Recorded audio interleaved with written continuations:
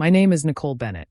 I was 37 years old when I stood in my fiancé's kitchen with a serving spoon in my hand, dinner plated, champagne already chilled, and heard him tell his best friend exactly what he thought of me. He called me convenient. He said I was close enough to 40 to be grateful for any ring I got. He said I was easy to manage because women like me did not believe they had better options left. Then he laughed, and Cedric laughed with him, and something in me went completely still. I did not drop the spoon. I did not storm into the room. I did not cry. I listened until the words settled into clean, usable facts. By the time I stepped out of that kitchen with the food, I had already made the first decision that mattered. Warren thought I was trapped. He was about to learn the difference between a woman who is trapped and a woman who has finally stopped hoping she misheard. I had bought the dress 6 months before that night and put it on layaway because it cost more than I usually spent on myself. It was navy, fitted through the waist, simple enough to look elegant without trying too hard. Warren had seen me in it once, standing in the bedroom doorway while I checked the hem in the mirror, and he said it made me look almost model thin. I remembered being pleased instead of bothered. That was one of the things I had been teaching myself to re-examine in those days after everything broke open. There had been a dozen comments like that over 4 years. None of them cruel enough to start a fight. All of them small enough to slide past in the moment. A joke about my age here. A remark about my body there. A compliment shaped just enough like criticism to make me work for the approval tucked inside it. That night I put the dress on anyway, but not because of Warren. I put it on because it made me feel composed, and I had not yet understood how much I was going to need that. I ran administrative operations for a mid-sized hospital system in Maryland. On paper, my title sounded dry. In practice, it meant I managed chaos for a living. I oversaw budgets, staffing coordination, vendor contracts, compliance reporting, and 100 invisible problems that only became visible when someone failed to catch them in time. I was good at that kind of work because I noticed details early, and I did not panic when other people did. I had spent years building a reputation for being calm, precise, and difficult to mislead. At work, people trusted me with systems worth millions of dollars.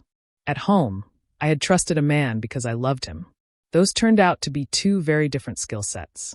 Warren Price was 41, a financial advisor at a private wealth firm downtown, polished in the way men become polished when they learn that confidence can do half the job of character if it is dressed correctly. We had been together 4 years.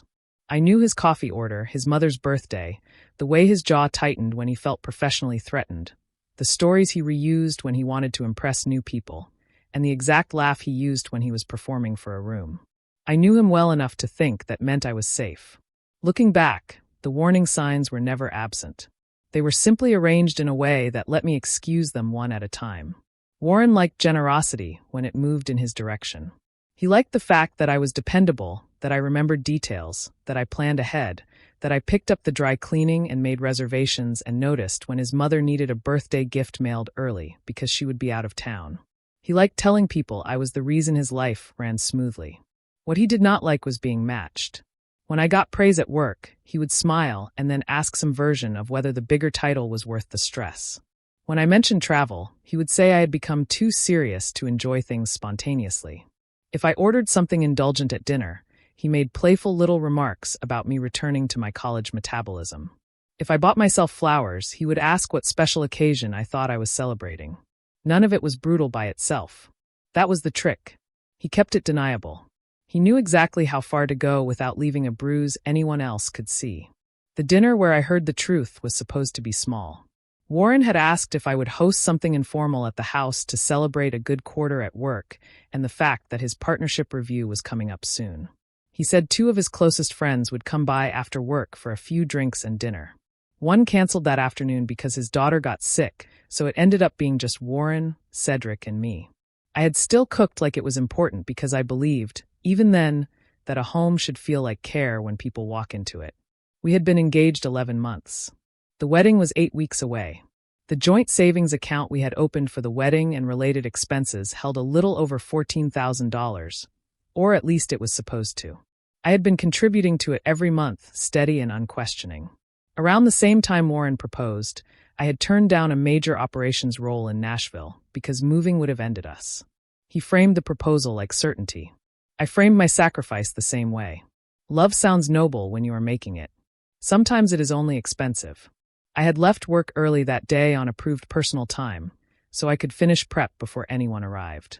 The chicken was in the oven, the sauce reduced, the table set, candles unlit because I wanted the room bright, not romantic. I had touched up my makeup upstairs, fastened my earrings, and told myself the evening was for us. Warren came home already smiling at something on his phone. He kissed my cheek, said the house smelled amazing, and went straight to the living room with a drink before asking a single question about my day. That was another pattern I had mistaken for male distraction instead of disinterest. Cedric arrived 20 minutes later carrying a bottle of bourbon and that heavy, easy confidence some men wear when they have never had to consider the effect they have on a room. He was loud before he was useful, always had been. I greeted him, took his coat, and went back into the kitchen to finish plating while the two of them settled into the sitting room. The wall between the kitchen and the sitting room was thin. I used to like that about the house. It made everything feel open. That night it made the truth impossible to miss. Cedric asked first. He said Warren seemed distracted lately, like a man standing in one life while looking at another. Then he laughed and asked whether Warren was really ready for marriage or just enjoying the optics of being engaged. There was a pause, a clink of glass, and then Warren answered in a tone so casual it told me he had been thinking these thoughts long before he said them out loud. He said marrying me made sense. He said I was stable, practical, and old enough to appreciate stability. He said women in their 20s still expected fireworks, but women pushing 40 understood the value of a good provider. Then he called me convenient. He said that was not an insult, just honesty.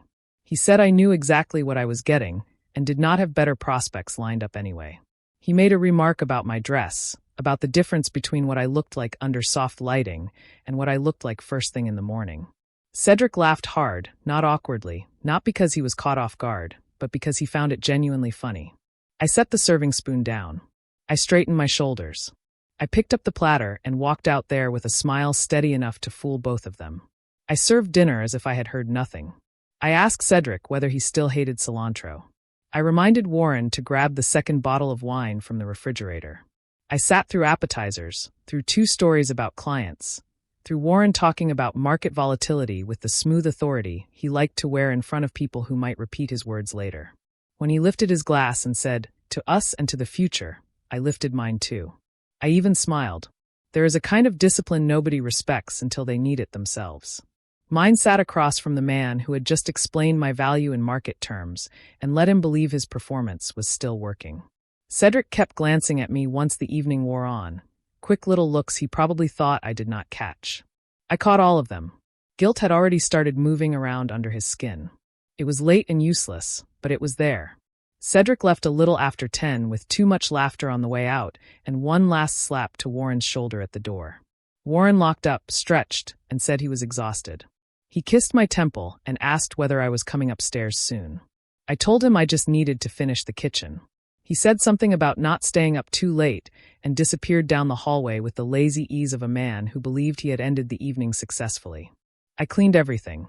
I wrapped leftovers, washed every dish, wiped the counters, and lined the containers up in the refrigerator the way he liked. My hands moved automatically. My mind did not. My mind replayed the exact wording. Convenient. Grateful. No better options. There is a difference between being shocked and being clarified. Shock scatters. Clarity narrows. By the time I heard his breathing settle upstairs, I was no longer asking myself whether I should confront him. I was asking better questions. What else had he said by omission? What else had I trusted because it sounded comfortable inside the architecture of love? I waited 15 minutes, grabbed my purse, slipped out the side door, and sat in my car in the dark without starting the engine. I called Phyllis Bowman because she was the one person in my life who never confused comfort with truth. Phyllis was 68, retired after 3 decades as a paralegal in family and property law, and had spent most of her working life watching people sign papers they had not read because they loved the person sliding the documents across the table. She answered on the second ring. I told her what I heard from beginning to end without crying and without dramatizing a single part of it. I told her about the toast, about the smile I held through dinner, about the fact that something in me had already gone cold enough to be useful. She listened all the way through and then asked 2 questions. Was my name on the deed to the house? And did I have independent access to the full statements for the joint account? I stared at the windshield and realized that the answer to the first was no, and the answer to the second was not the confident yes I would have given an hour earlier. Warren handled most of the account activity because he was the financial professional. I had mistaken expertise for integrity. Phyllis told me not to accuse, not to move money, and not to announce that I knew anything. She told me to find out first. Then she said good night in the same tone other people use when they say hold steady. The next morning Warren left early for a breakfast meeting, and I stayed in bed long enough to hear the front door close. Downstairs, the kettle had barely started warming when I noticed the household tablet propped beside the cookbooks. We kept it in the kitchen for grocery lists, a shared calendar, and vendor appointments. Months earlier, Warren had linked one of his work calendars to the family display because he wanted reminders to show up when he was expecting late client dinners or weekend events. I had forgotten that. He apparently had too. The calendar was open to the week view, and there in neat repeating blocks was a standing Thursday lunch at noon. One name, Patrice. Not a restaurant. Not a client code. Not a business note. Just Patrice, every Thursday for the last 3 months. I did not touch anything. I took photos with my phone from 3 different angles so the date and recurring pattern were visible. Then I poured my tea, got dressed, and went to work. Nobody tells you this part when your life starts splitting down the middle. You still have to show up and be excellent in public while something private is bleeding out behind your ribs.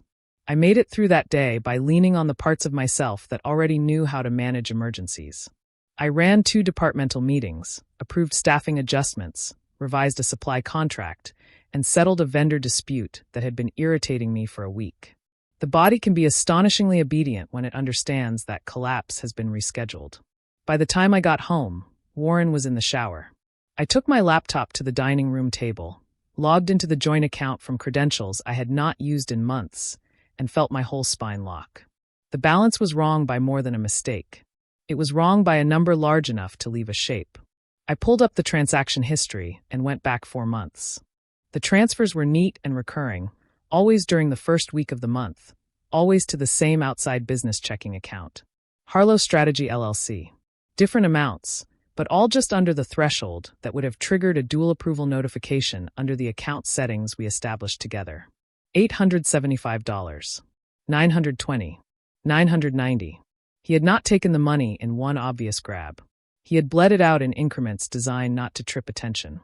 I took screenshots of every transfer, every date, every visible account reference, and emailed them to a private folder I created with plain, boring subject lines. I knew enough about documentation to understand that neatness matters later. Then I pulled out the account agreement. Warren and I had signed it together in the bank office. Transfers above $1,000 required confirmation from both account holders. Anything below that could move with one login. Seeing those numbers stacked in a row made the intent plain. He had structured each withdrawal to avoid asking me. That was not sloppy, and it was not accidental. It was method. After that, I went looking for papers related to the house. I found homeowner insurance in his name, mortgage statements in his name, tax documents in his name, and utility records that showed only that I paid into the household, not that I owned any part of it. I did find pieces of evidence proving I lived there, packages sent to me, subscription renewals, a voter registration update, but nothing that made me anything more than a resident with no legal stake. The distinction mattered. It told me the promises had been verbal, because verbal promises leave the liar room to rearrange them later. Phyllis and I spoke again that evening. I read her the figures exactly. I told her about the recurring lunches and the structured transfers. I told her my name was nowhere on anything tied to the property itself. She did not waste time expressing outrage on my behalf. That is one of the reasons I love her. She understands that rage is not a plan. She told me to preserve everything twice, digital and printed. She told me to start a notebook with a clean timeline from the date of the proposal through the present, every contribution, every account movement, every relevant conversation I could remember. Then she told me something I wrote down word for word. Hurt is heavy. Cold is useful. Stay useful until you are safe. After we hung up, I sat at the table with a ruled notebook and worked backward through my records, matching each transfer from my personal checking account into the wedding fund, annotating dates, amounts, and screenshots. It took nearly 3 hours. When I finished, I had 11 pages and a steadier heartbeat than I expected. Warren came downstairs halfway through, and asked why I was still awake. I slid the notebook under a folder before he could see it. He poured himself water and started talking about his partnership review, how the next few weeks would matter, how senior leadership had been paying close attention to who looked stable, disciplined, and ready to be trusted with larger client relationships. He told me one of the managing directors had joked that an engaged man who kept a polished home and a grounded personal life projected maturity. Then he smiled and said I was already helping his career more than I realized. I remember looking at him across the kitchen island and feeling a piece of the puzzle lock into place. My usefulness to Warren was not sentimental. It was functional. I was the woman at home, the woman with the good dress, the woman who hosted well, the woman who made him look settled and trustworthy while he siphoned money and built something hidden with somebody else. I said that sounded promising and asked what the review process involved. He told me there would be a formal presentation, partner feedback, and an integrity assessment from the oversight committee. Integrity. He said the word like it belonged to him. The following Thursday, I took a half day from work and parked across from the restaurant listed in one of Warren's old conversations as a reliable lunch place for downtown meetings. Harbor House sat on a corner in Federal Hill with big front windows and valet signs that tried hard to look understated. I brought a sandwich I never tasted and a travel mug that went cold in my hand. At 12:04, Warren pulled up in his gray sedan wearing the charcoal jacket he favored for important client meetings. At 12:07, Patrice arrived on foot from the opposite direction. She was younger than me by nearly a decade, beautiful in that unforced way youth often is, and moving with the loose confidence of someone who expected to be met warmly. Warren's whole face changed when he saw her. That was the part one still sometimes revisit. Not because it hurt most, but because it clarified most. Men can hide desire in words. They are less careful with their bodies. He touched the small of her back as they walked inside. I knew that touch. I knew exactly how familiar it was, because he had used it on me 100 times. They were in there for just under an hour. I watched the door, took one clear photo when they came out, and left before either of them could notice me. At work later that afternoon, I searched the firm website. Patrice Green, 29, Client Relations Manager. Not a junior analyst. Not some entry-level assistant Warren barely knew, which was how he had described her the 2 times her name had come up over the prior months. Her role meant she worked directly on the servicing side of several of the same accounts his team handled. That mattered for reasons beyond the affair. It meant if their relationship was undisclosed, it could be a professional ethics problem as well as a personal betrayal. I printed the directory page. Then I printed the photo from lunch. Then I printed the bank screenshots. One thing led naturally to the next. I did not need the universe to arrange perfect clues for me. I just needed Warren to have been careless in the ordinary ways arrogant men usually are. 2 days later, Phyllis called with the next piece. Harlow Strategy LLC was registered with the state 61 days after Warren proposed to me. Patrice Green was listed on the formation documents as the organizing member and resident agent. The filing gave a mailbox address at a commercial mail center downtown, not a real office. No website. No public business activity. No evidence of actual operating revenue. Just a shell with a bank account receiving transfers from our joint wedding fund. Phyllis got the records legally through public filings and a former co-worker who still knew where to search. That was all. No magic. No illegal favor. Just patience and specificity. When she read me the filing date, I reached for the notebook and drew a line between 2 entries. Proposal in May. LLC in July. 11 months ago, he got down on one knee, looked me in the face, and promised me forever. 61 days later, he helped create a company with another woman and started using my money to fund it. The betrayal stopped being abstract then. It acquired architecture. I drove to my Aunt Beverly's house that Saturday with pastries on the passenger seat and a question I had been carrying for years without knowing it. Aunt Beverly was my mother's older sister, the kind of woman who could tell a truth plainly enough to survive it. She opened the door, took one look at my face, and stepped aside without asking what was wrong. We sat at her kitchen table while the kettle heated, and I asked her what she had really thought of Warren the first time she met him. She stared into her cup for a long moment before answering.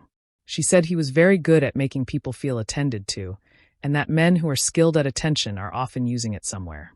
Then she told me something she had almost said when I got engaged and chose not to because she did not want to break my heart on a suspicion alone. About 6 months before Warren proposed, he had cornered her after a family cookout and asked careful questions about my mother's estate. He framed it like concern. He said he wanted to understand what family obligations I might eventually have. Aunt Beverly heard what he was really asking. He wanted to know whether I was connected to money worth inheriting. I did not interrupt her. I let the whole thing settle before I spoke again. My mother had not left a hidden fortune. She had left a modest estate that had already been settled years earlier, mostly enough to clear final expenses and pass down a few pieces of jewelry and a small savings remainder. Warren would have learned that quickly if he had ever asked me directly. Instead, he had gone around me, fishing through family. That detail did something important to the picture in my head. It moved his proposal out of the realm of ordinary selfishness and into planning. He had been evaluating me before he chose me. When the imagined inheritance did not materialize, he had not left. He had simply recalculated. I became the stable woman with a salary, a polished home, and a willingness to contribute. Patrice became the woman attached to appetite, secrecy, and possibility. Security in one hand, excitement in the other. I sat in Aunt Beverly's kitchen and finally named the truth without softening it. Warren had not built a future with me. He had built a structure around himself and placed me where load-bearing parts belonged. Once I could see the pattern, I saw it everywhere. I remembered the weekend I had been shortlisted for the Nashville role and Warren congratulated me before asking whether a bigger office would be worth giving up a real chance at marriage. I remembered him telling a table full of people that I was the kind of woman who did not need all that romance nonsense, just good planning and reliability. I remembered the way he once laughed when I ordered dessert and said, "Careful, Nick, summer is coming." I remembered how often he complimented me by comparing me to some worse version of myself that existed only in his mouth. "You look younger when you wear your hair like that. You carry stress well for your age. You are lucky you are practical." I had taken each comment on its own and called it imperfect communication. In aggregate, it was conditioning. He wanted me grateful, slightly off balance, and easy to reassure. Betrayal rarely begins where it ends. It starts in the small permissions you give someone to define you carelessly. The decision to expose him came to me cleanly. Warren had told me, without knowing he was doing it, exactly where he was vulnerable. He wanted the partnership. He wanted Harold Mercer, the senior partner who chaired the oversight committee, to think he was steady, ethical, and fit to represent the firm at a higher level. He wanted colleagues to see him as settled. He wanted me visible. Fine. I could be visible. I told Warren I thought we should host a proper engagement dinner with the people who mattered, not just friends drifting through the house. I said 8 weeks from the wedding felt too close not to mark the occasion with intention. His eyes lit up exactly the way I knew they would. He said that sounded perfect. I suggested we include 1 or 2 people from the firm who had supported him, plus family and a close friend or 2. He said Harold had actually mentioned enjoying meeting me once, and would probably appreciate the invitation. Warren handed me the room himself. He just thought it was another stage. Over the next 2 weeks, I booked a private dining room at a downtown restaurant Warren loved because it made him feel expensive without scaring him on price. I ordered engraved place cards. I invited Aunt Beverly and Phyllis. I invited Cedric. I invited Harold Mercer and another senior associate named Leon Cross who worked with Warren on several accounts. I did everything through proper channels with warm, polished language, and every response came back yes. Warren was almost embarrassingly pleased. He kept telling people how thoughtful I was, how I always understood the social side of success, how lucky he was to have a partner who knew how to make things feel elegant. 3 nights before the dinner, he stood in the bedroom doorway adjusting his cuff links for another work event and said, half joking, that he hoped I wore that black dress to our dinner because it made me look formidable in a good way. I looked at him in the mirror and thought, you have no idea. While I planned the dinner, Phyllis and I built the backup. We met at a coffee shop with a folder thick enough to feel satisfying in my hands. Inside were the printed statements, the account agreement, the LLC filings, the firm directory page showing Patrice's title, the lunch photo, my handwritten contribution log, and a demand letter drafted for the unauthorized transfers from the joint account. We totaled the amount Warren had moved out, $6,800. The letter was clean, unemotional, and strong. It gave him 30 days to repay or face a small claims filing supported by documented contributions, transaction records, and the account agreement showing he structured the transfers to avoid approval. Phyllis asked whether I wanted it sent immediately. I said no. Timing mattered. The purpose of the letter was recovery. The purpose of the dinner was consequence. I wanted him hit first by exposure, then by process. Those are not the same kind of pain, and men like Warren feel both more deeply when they arrive in the right order. I also made practical arrangements because drama is useless without an exit. 2 Tuesdays before the dinner, while Warren was at work, I packed what mattered most into my trunk and moved it quietly to Phyllis's guest room. Documents, jewelry from my mother, a week of work clothes, medication, chargers, the quilt from my grandmother, and the small framed photo of my parents I kept on the dresser. I did not empty the house. I just made sure I would not have to return in panic if things went badly.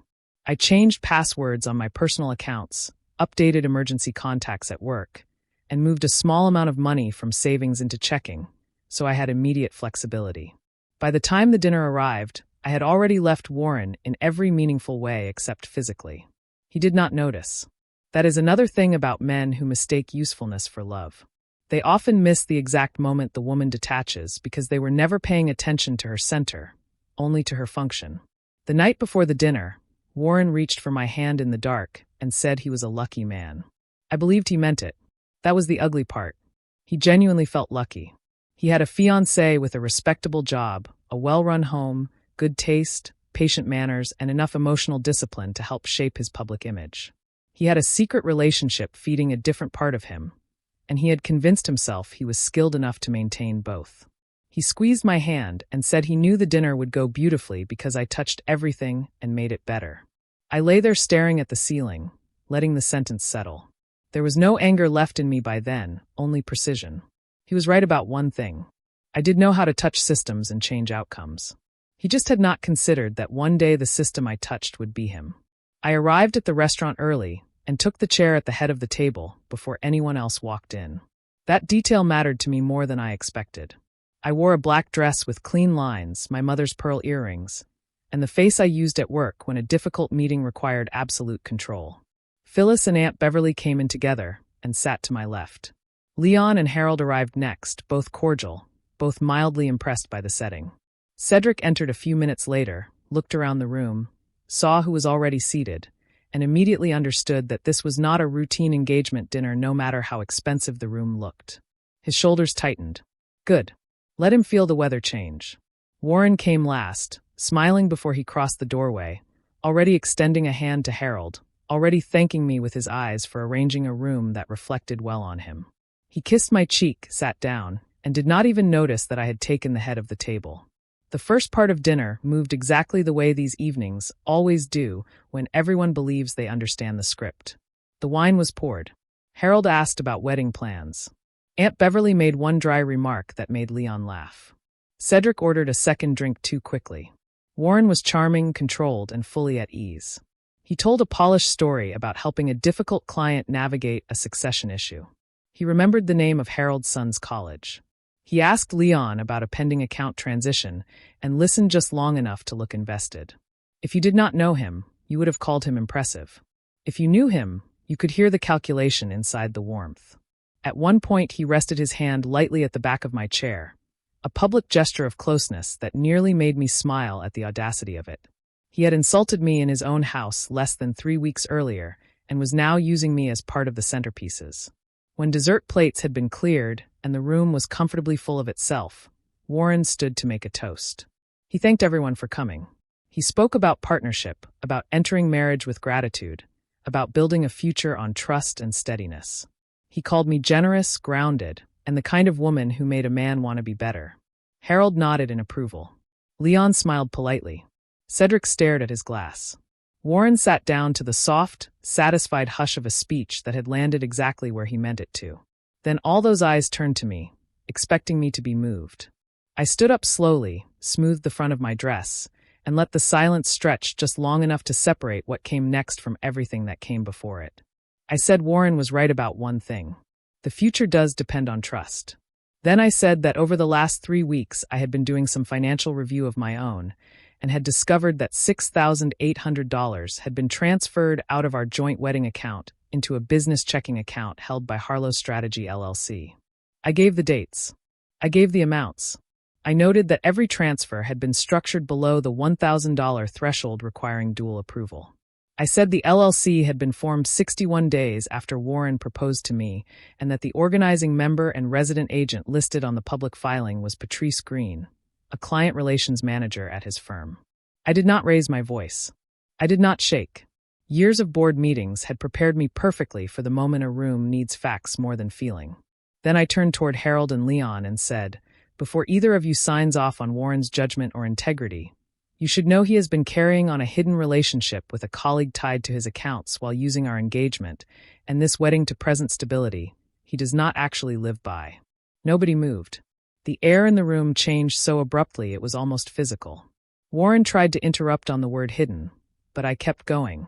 I said I had photos of his recurring Thursday lunches with Patrice, documentation of the transfers, and the account agreement he worked around by keeping each withdrawal just under the approval threshold. I said Patrice had been described to me as a junior employee when she was in fact a manager, and I said that omission now looked less like oversight than strategy. Then I turned to Cedric and said his name clearly. I said he had laughed in Warren's living room while Warren referred to me as convenient, and said I was too close to 40 to think I had better options. Cedric went white under his skin. I did not linger there. I reached to my left hand, removed my engagement ring, and set it on the table in front of Warren's untouched dessert fork. I told him the wedding was off, the relationship was over, and the demand for repayment would reach him through proper channels. 5 more words followed, and I chose them carefully. "Do not call me again, Warren." I picked up my purse and walked out. No shouting followed me. No dramatic crash of chairs. Just a stunned silence so complete I could hear my own heels on the private hallway tile. That silence mattered more to me than any scene would have. It meant the facts had landed intact. Outside, the air felt cool and clean. Phyllis came out 30 seconds later with Aunt Beverly beside her. Neither woman asked whether I was all right in the soft, foolish way people sometimes do after a hard thing has already been survived. Phyllis simply handed me the overnight bag she had kept in her car and asked whether I wanted tea or bourbon when we got to her place. I said tea. My phone started ringing before we reached the parking garage. Warren once. Then again. Then a text. Then another. I turned the device face down in my lap and watched the city slide past the window without saying a word. For the first time in months, my body felt aligned with my mind. The performance was over. The next morning I woke in Phyllis's guest room to 12 missed calls, 6 texts from Warren, and 1 from Cedric that only said, "We need to talk." No, we did not. Warren cycled through every tone men like him use when control leaves them quickly. Confusion. Anger. Injury. Blame. He said I had humiliated him publicly. He said I was misrepresenting business matters I did not understand.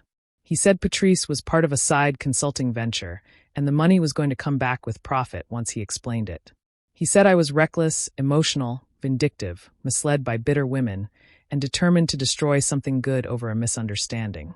The interesting thing about manipulation, once you see it clearly, is how repetitive it becomes. Every message was an attempt to drag me back into a conversation where my role would be to soothe him into a more flattering narrative. I did not answer a single one. By noon, his number was blocked. By evening, his email went to a folder I did not have to look at until process required it.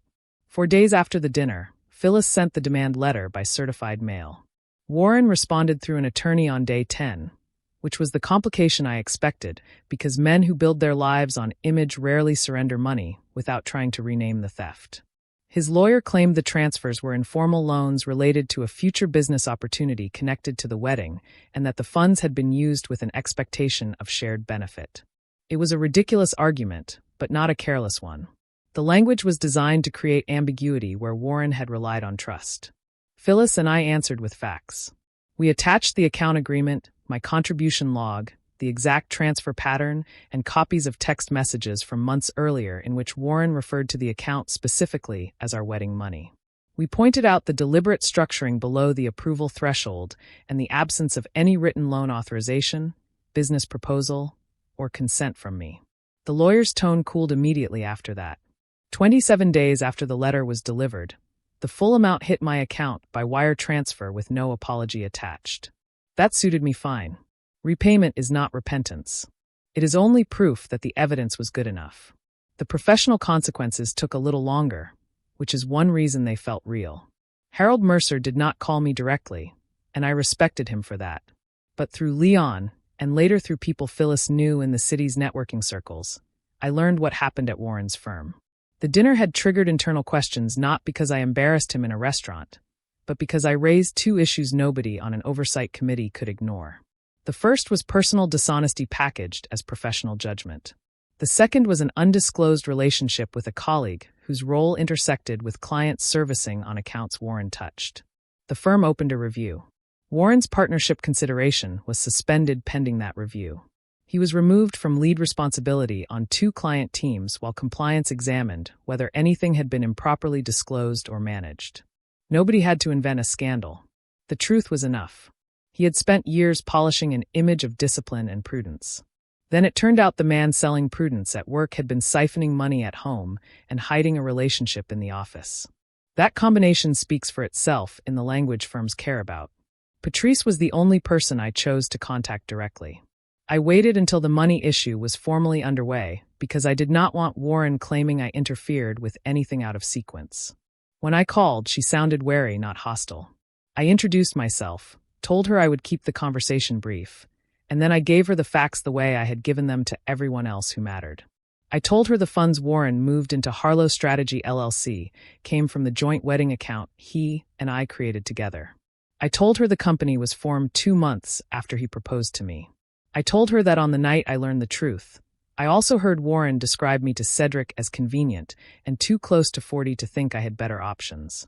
I made a point of saying I was not calling to fight with her, and I was not asking her for anything. I was calling because women deserve the truth when a man has been using them in adjacent lies. She was quiet for so long I thought the line had dropped. Then she asked one question. Did I have proof of the money? I said yes. I sent the filing and redacted account screenshots while we were still on the phone. She thanked me and ended the call. 2 weeks later, through channels more reliable than gossip, I learned Patrice had broken things off and cooperated with the firm's internal review to the extent required. From what I was told, Warren had represented the LLC to her as a legitimate venture. He was funding himself while he figured out a transition plan for leaving the firm eventually. She knew he was engaged. She did not know he was draining the wedding fund to support the company. That detail mattered to me because it kept the story honest. Women do not need to be turned into cartoon villains to make a man's betrayal complete. Warren had done more than enough damage on his own. Cedric texted once more after that. He said he was sorry for laughing and sorrier for hearing how Warren talked about me long before that dinner and deciding it was none of his business. That was at least a better apology than the first one. I still did not answer. Regret becomes morally interesting only when it arrives before the consequences. 6 weeks after the engagement dinner, I signed the lease on a furnished short-term apartment in Towson with 3 windows, pale hardwood floors, and a kitchen too small for pretense. The key was warm in my palm when the property manager handed it over. My name was the only one on the lease. My deposit came from an account Warren had never touched. I stood in that empty living room and felt an almost embarrassing wave of relief at the sheer ordinariness of it. No secret second meanings. No promises deferred until after the wedding. No future ownership based on trust alone. Just paper, signature, money, and access. That is one of the strange gifts betrayal gave me. It made me less romantic about structures and more respectful of clarity. I bought a decent pan, 2 new sets of sheets, and coffee I actually liked instead of the medium roast Warren preferred. When you have spent years bending your life around somebody else's tastes, the first honest choices can feel almost private enough to be sacred. The recovery was not cinematic. It was procedural. I changed my mailing address. I closed the remaining shared subscriptions. I updated beneficiaries. I met with a therapist because there is no prize for surviving betrayal while pretending it left no bruise. I worked. I slept badly for a while, and then less badly.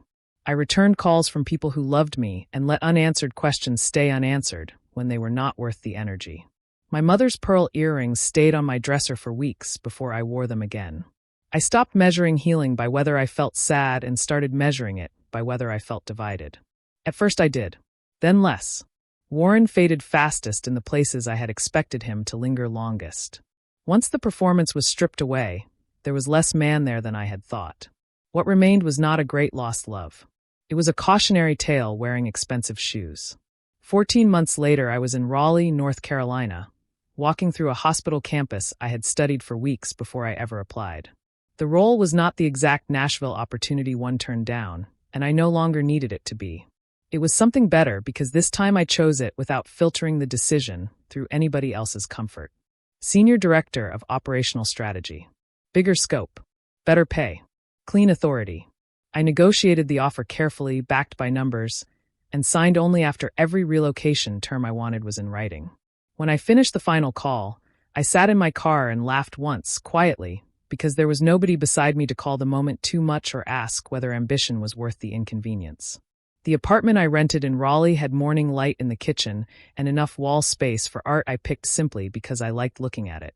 On Saturdays, I walked to farmer's market, bought flowers for myself without narrating the purchase, and went home to a life that did not require me to disappear in order to keep it stable. Aunt Beverly calls every Sunday now. The conversations are shorter than they were during the crisis and better because of it. We talk about tomatoes in her garden, staffing nonsense at my new job, the weather, books she is pretending not to enjoy, and whether I am eating well.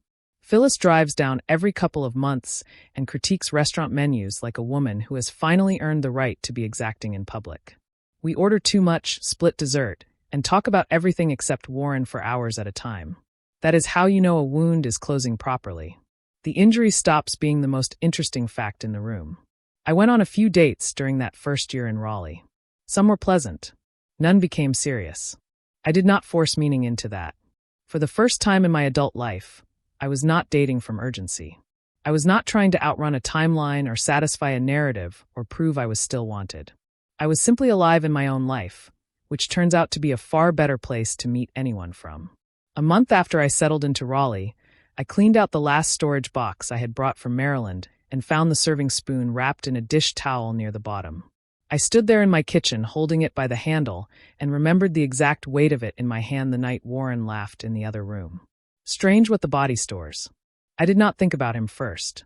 I thought about myself, about the woman who heard something brutal and did not waste the moment by exploding in the wrong direction, about the woman who served dinner, gathered facts, sequenced consequences, got her money back, protected her reputation, and left with her center intact.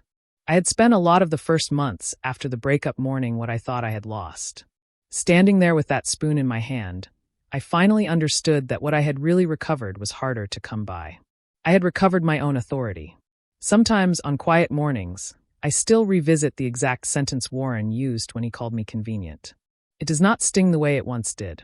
Now it instructs. Convenience was never my identity. It was his fantasy, the category he needed me to stay inside so he could keep taking without having to respect what he was taking from. Men like that often mistake steadiness for weakness because they have never learned the difference between softness and self-abandonment. I know it now. I know that a calm woman is not an easy woman. A patient woman is not a blind woman. A loving woman is not automatically available for use. I did not learn those truths in a pretty way, but I learned them thoroughly, and thorough is how I have always done everything worth keeping. On Sunday mornings, my kitchen smells like eggs, coffee, and whatever music I feel like playing while the light comes in. Sometimes it is old gospel because it reminds me of my mother. Sometimes it is silence because silence in a peaceful home is one of the luxuries I understand now. The serving spoon is in the top drawer with the rest of my utensils. No shrine around it, no dramatic meaning assigned to it every day. It is just part of my kitchen. That may be the cleanest ending I can give the story.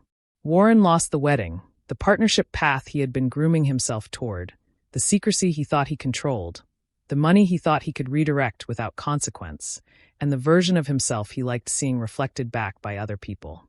I lost an illusion and got my life back. In the end, that was not a trade. It was a correction. If you enjoyed this story, please like, comment, and share this video with your friends. Subscribe and turn on the notification bell so you never miss a powerful story drop.